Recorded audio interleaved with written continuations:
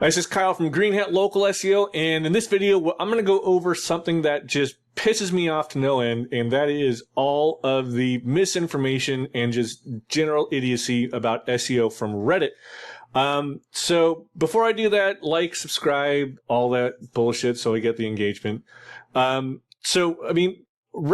is, one of the biggest websites in the world. They feed information to Google. There's a lot of good that comes out of Reddit. I love spamming Reddit. This is a great way to not just get rankings, but traffic and building up your own brand and shit like that. Personally, I get leads off of Reddit, not from the RSEO sub because I've been banned from there for calling out shit like this, but from other places, entrepreneur subs, small business subs. So there is some good on there. The SEO subreddits are especially egregious, though, with all just the misinformation and bullshit and stuff like that. This is one reason why you don't want to go here for advice. Any real advice on SEO is not going to be on Reddit. It's not going to be on really any forward-facing, publicly available platform. It's going to be in private Facebook groups, private Discord groups, things like that. So, non-expert sharing results, 3 months update, yada, yada, yada. So 16 months in, SEO grind, constant blogging, optimizing titles, H1's trying to linking structured data. Cool. Sounds like this guy's a blogger. Maybe he has a content site. Maybe he's trying to do affiliate marketing and stuff, because that's really the only reason to do consistent, quote unquote, consistent blogging, optimizing titles, H1s, internal linkings and shit. But nope, he is a Boston-based video production company. And I'm going to show you here how what he's doing really doesn't fucking matter. He's wasting his goddamn time, and it's actually going to hurt him in the long run. So, yes, he shows Google Search Console below, which is great. Looks like really good growth, impressions, clicks, and whatnot. But one thing he's not doing is filtering this by keywords. So these could all be, not all of them, but a lot of these could just be branded searches. We don't know. So you got to be careful when you look at stuff like this on Reddit or Facebook, things like that, because it could just be people, like I said, showing you just some bullshit where they're not filtering out, their brand keywords or anything like that. This really could mean nothing. On top of that, this doesn't tell you if these people are converting or if the traffic is even their core audience, which turns out is not in this case, right? So what does he do? Fix technical stuff in Squarespace. Here's one of his problems. He's in Squarespace. Learning how to write and inject structured data. So I love the structured data. We'll go over it too. It's better than a lot, but still not as good as, not really what it needs to be. And in fact, he's got some wrong information on there. Internally linking like a maniac. If he's fucking things up right here too. Getting every client to leave a review. Okay, that's good. Reviews aren't the end all be all of local SEO though. Updating our Google business profile weekly with posts and photos. Cool. Okay. Few blogs that hit it off. Changed homepage video title. He fucked himself right here. Boston-based video production. This is what you want. You are a Boston-based video production company. You need to directly say that in your title. Instead, he goes to Bunker Hill Media. Okay, not bad. Video production that drives proven engagement. This is helping with clicks. In my opinion, I love the title because it's true. I don't give a shit about your opinion. Neither does Google. Google wants this title, not this one.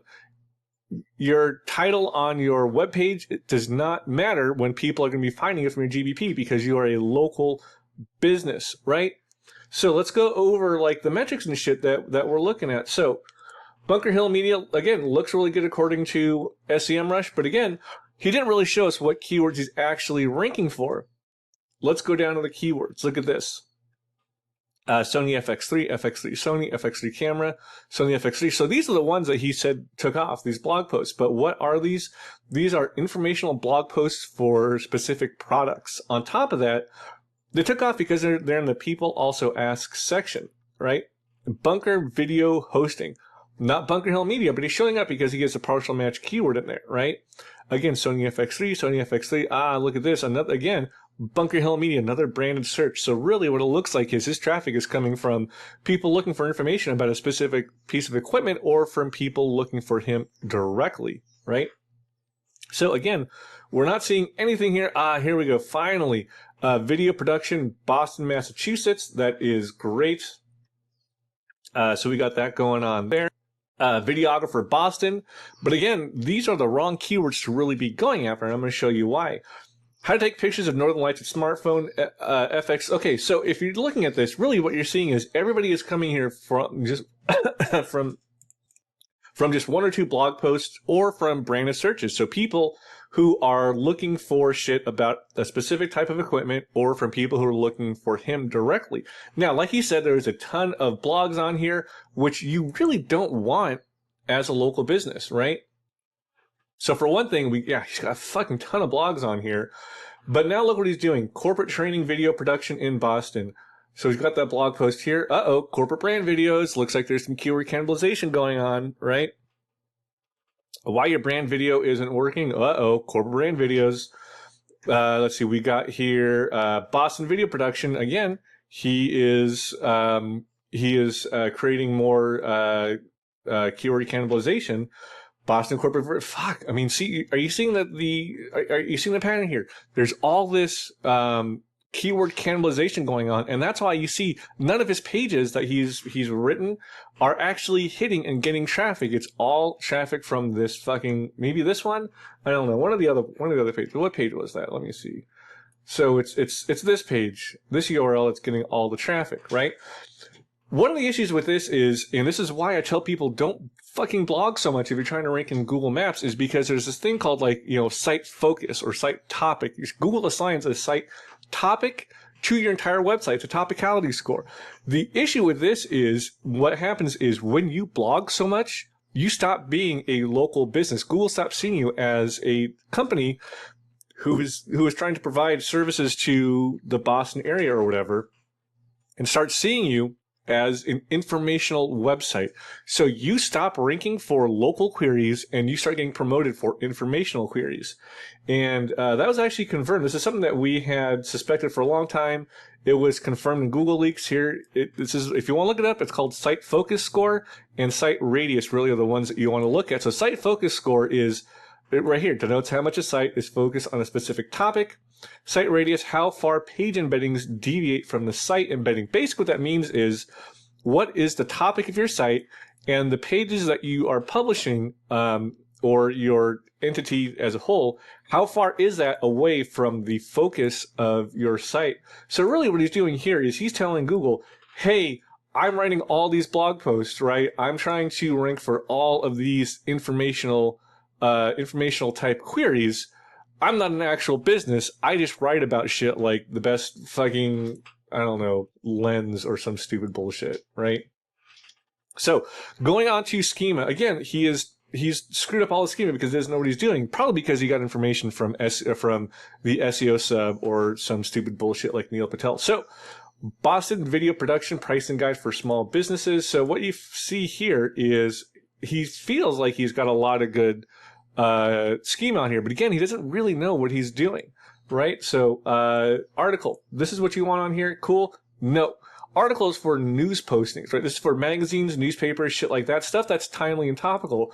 All you want is blog posting on here, right?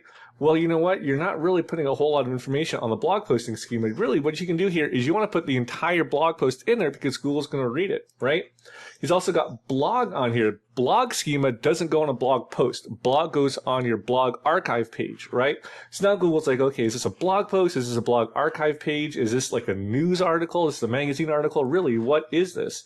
And now he's got local business schema on here, which you can see is not really helping much at all. And now Google's like, okay, apparently this is a landing page for local business. You can see where Google's getting really confused over what this page is. Is this page a news article? Is this page a blog post? Is it a blog archive page? Is this a landing page for local business? Why is it local business and organization on here? Local business is a subset of organization. You don't need both of them on the same page. And really, literally none of this is helping his site. With schema, you want to reflect and expand, right? Whatever's on the page, you want to reflect in the schema and expand on that. What do I mean by expand on that? Well, here's schema that we have written for somebody else. This is how you expand your schema, right? Look at this. We are taking related entities, even entities that are on the page, and expanding them by entity stacking within the schema. We're showing that this schema is connected to these knowledge panels, which are on the page. Now Google is expanding the site. It's like, okay, well, this site is about this and this and this and this. It proves it by having this, and these entities on there, and then it's connected to the schema. So you can think of this as we have our site topic. We are connecting all these other different nodes to the main site topic, expanding what we can write about.